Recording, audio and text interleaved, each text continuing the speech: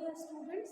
Today we will discuss the next topic from our second unit, that is the process of new product development, and it is the important questions from your exams point of view. इसके पहले वाले video में हमने new product development का just जो overview था, है ना, इंट्रोडक्टरी जो पार्ट था वो हमने देख लिया था, पढ़ लिया था, उसके बारे में सीख लिया था कि भाई न्यू प्रोडक्ट डेवलपमेंट क्या होता है प्रोडक्ट लाइन में, या मतलब बिल्कुल न्यू वे में जो प्रोडक्ट डेवलप किए जाते हैं उसको हम न्यू प्रोडक्ट डेवलपमेंट कहते हैं।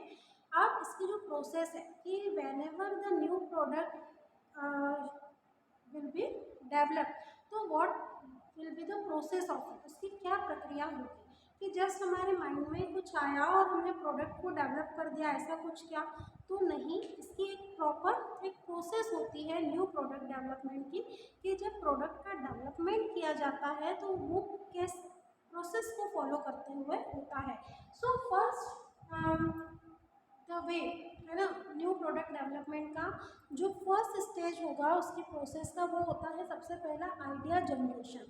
आइडिया जनरेशन का क्या मतलब है? देखो कि सबसे पहले कोई विचार आपके मन में आना, आपके दिमाग में आना कि भाई इस तरीके का भी कोई प्रोडक्ट क्या हो सकता है ना। अब ये जो आइडिया जनरेशन होते हैं, जो R&D टीम होती है, या जो कस्टमर होते हैं, या सेल्समैन होते हैं, या जो भी हमारे कस्टमर कंज्यूमर्स होते हैं, या हमारे जो रिटेलर्स होते हैं, with the help of them, इन सभी की सहायता से हम एक मतलब कस्टमर की नीड को जानते हुए एक आइडिया को जनरेट कर सकते हैं कि हाँ भी इस तरीके का कोई प्रोडक्ट हो सकता है जो कस्टमर चाहता है, जो कस्टमर की डिमांड है, या कस्टमर के मन में माइंड में कुछ इस तरीके का आइडिया है कि भाई इस तरीके का कोई प्रोडक्ट होना चाहिए। जैसे अगर हम बात करें कि सबसे पहले जब वैक्यूम क्लीनर बने हुए, देखिए ना आपने वैक्यूम क्लीनर क्या होते हैं, तो वैक्यूम क्लीनर का आइडिया किसी के माइंड में तो आया होगा कि भाई हम क्यों झाड़ू लेकर जो है वो पूरी साफ़ सफाई फ्लोर की, या जो हमारे कॉर्नर्स हैं वॉल के, रूफ के, उसके साफ़ किए जाए, या जो हमारा सोफ़ा सेट है, या जो हमारा बेड है उसका अगर हमें कॉर्नर्स का क्लीनिंग करना है, तो हम क्यों किस तरीके से हमारे कम टाइम में हम ज़्यादा अच्छे से सफाई कर सकते हैं, तो इस तरीके का कोई आइडिया आया होगा। फिर उसकी हेल्प से एक मशीन बना होगा, फिर उसको वैक्यूम क्लीनर के अलग अलग उसके मोड्स बने होंगे, और इस तरीके से एक प्रोडक्ट डेवलप हुआ होगा। तो इस तरीके से जब मोबाइल फ़ोन बने होंगे तो लोगों के मन में आइडिया होगा कि भैया इतना बड़ा रिसीवर लेकर एक जगह से दूसरी जगह तक नहीं जा सकते, तो मोबाइल मूवेबल वर्ड से बना हुआ है ना, जिसको एक जगह से दूसरी जगह तक कैरी किया जा सकता है। तो mobile lots of things are there nowadays, but starting में जब मोबाइल के फीचर थे तो इनकमिंग के भी चार्जेस होते थे, ठीक है, इतने पहले जब मोबाइल मोटोरोला के बहुत बड़े बड़े हैंडसेट जो हुआ करते थे। तो लाइक दैट, है ना, कि जो भी आइडिया कस्टमर के मन में हो या मैन्युफैक्चरर के मन में हो, सबसे पहले तो ज़रूरत है आइडिया की। जब आपके पास कोई कंसेप्ट है, जब आपके पास कोई व्यूज़ है, कोई आपके अपने विचार है कि भाई इस तरीके का कोई उत्पाद होना चाहिए, कोई प्रोडक्ट होना चाहिए, तो वो मतलब फिजिकल वे में वो आ सकता है। तो इस तरीके से सबसे पहले ज़रूरी है आइडिया का जनरेशन। जैसे ही आइडिया का जनरेशन हो गया, फिर आता है idea screening, because the peoples are giving lots of ideas for the products and services, but every product can be visualized, is it? No, it is not possible due to the heavy investment cost, इसमें बहुत ज़्यादा involve होती है। तो whenever the idea is generated, it is passes to the top management team कि भाई इस तरीके का मार्केट से एक आइडिया है, या इस तरीके की नीड है, वांट्स है, डिज़ायर्ड है, डिमांड्स है कस्टमर की।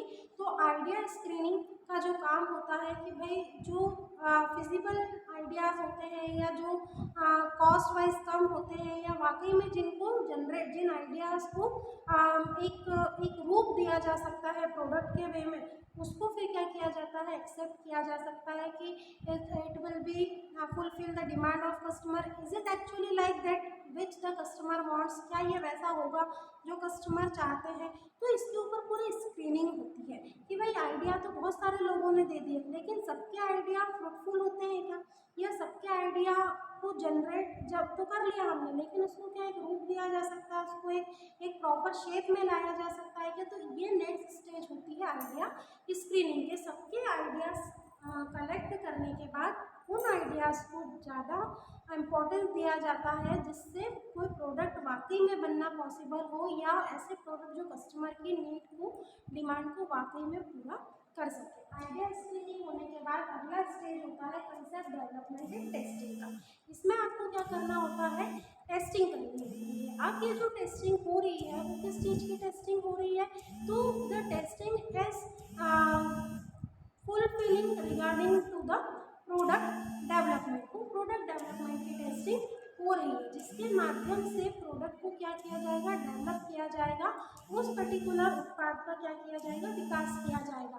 तो ये जो टेस्टिंग होगी, इस टेस्टिंग के माध्यम से जो भी उत्पाद बन रहा है या जो भी उत्पाद हम बनाना चाह रहे हैं, उसकी क्या होगी, पूरी प्रक्रिया स्टार्ट होगी।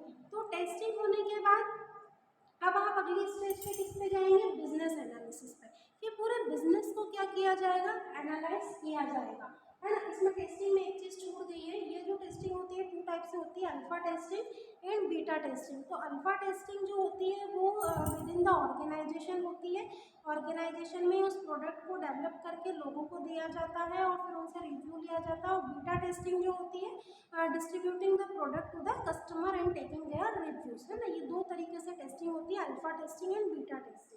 अब बिजनेस एनालिसिस जो अगली स्टेज आती है, तो इसमें बिजनेस के पॉइंट ऑफ व्यू से विश्लेषण, व्यवसाय के पॉइंट ऑफ व्यू से विश्लेषण क्या किया जाता है, फुलफिल किया जाता है कि भाई बिजनेस को ध्यान में रखते हुए हमें क्या करना है, एनालिसिस करना है कि अब ये जो विश्लेषण होगा ये किस प्रकार का विश्लेषण होगा, क्या वाकई में हमने जिस प्रोडक्ट को डेवलप किया है वो हमारी कंपनी की एज वेल एज कस्टमर की नीड को फुलफिल कर पा रहा है क्या।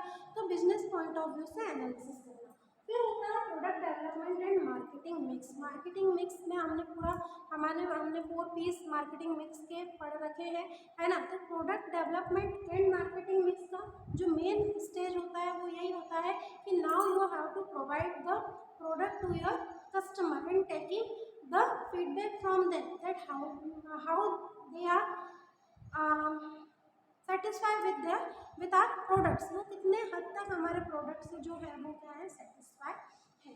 उसके बाद आता है मार्केट टेस्टिंग। अब जो अगली स्टेज होगी वो होगी मार्केट टेस्टिंग की। That means now you have to provide the product to the market. Now your product is launch in to the market, the customers are start purchasing and consume it, and sometime after commercialization the product has to be fail। कई बार product जो होते हैं commercialisation के बाद fail हो जाते हैं, because the market testing is not properly done. क्योंकि जो मार्केटिंग टेस्टिंग होती है कई बार वो प्रॉपरली डन नहीं हो पाती है, जिसकी वजह से जो प्रोडक्ट आपने लॉन्च किया है वो मार्केट से क्या हो जाता है, खत्म हो जाता है। लॉन्च कर लिया, मतलब ये सारी स्टेज से होने के बाद भी कई बार जो प्रोडक्ट है वो मार्केट से क्या हो जाता है, मार्केट में वो फेल हो जाता है, क्योंकि उसके जो फीडबैक्स या उसकी जो इन्वेस्टमेंट करा है उतना कॉस्ट हमको निकल कर नहीं आ पाता है।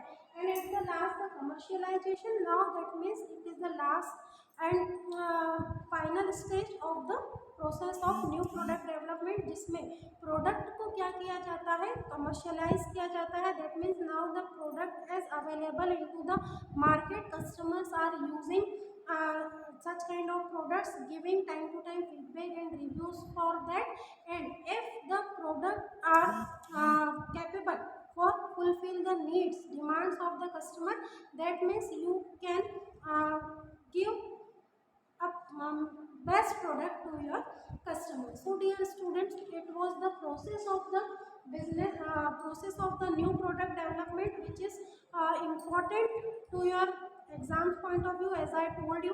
तो जब भी आप प्रोसेस पढ़ें, लिखें, इस वे में लिखें, इसके पॉइंट लेकर एक एक आप क्या करें, डिस्कस करें, जिससे कि आपका जो आंसर है वो स्टेप बाय स्टेप जब होगा, जैसे ऐसा नहीं है कि भाई आइडिया जनरेशन के बाद कमर्शियलाइजेशन आ गया, नहीं। जब भी आप प्रोसेस याद करते हैं तो आपको उसको स्टेज बाय स्टेज ही करना होता है, क्योंकि जब आइडिया जनरेशन होगा लाइक इस प्रोसेस में, तभी तो आइडिया की स्क्रीनिंग होगी, ठीक है, लाइक दैट। तो जब भी आप प्रोसेस पढ़ते हैं तो वो स्टेप बाय स्टेप इसीलिए होती है क्योंकि एक के बाद एक ही स्टेप आप आगे बढ़ते हैं। तो फाइनली जब प्रोडक्ट का डेवलपमेंट का कमर्शियलाइजेशन होता है, now you are start the earning from the new product.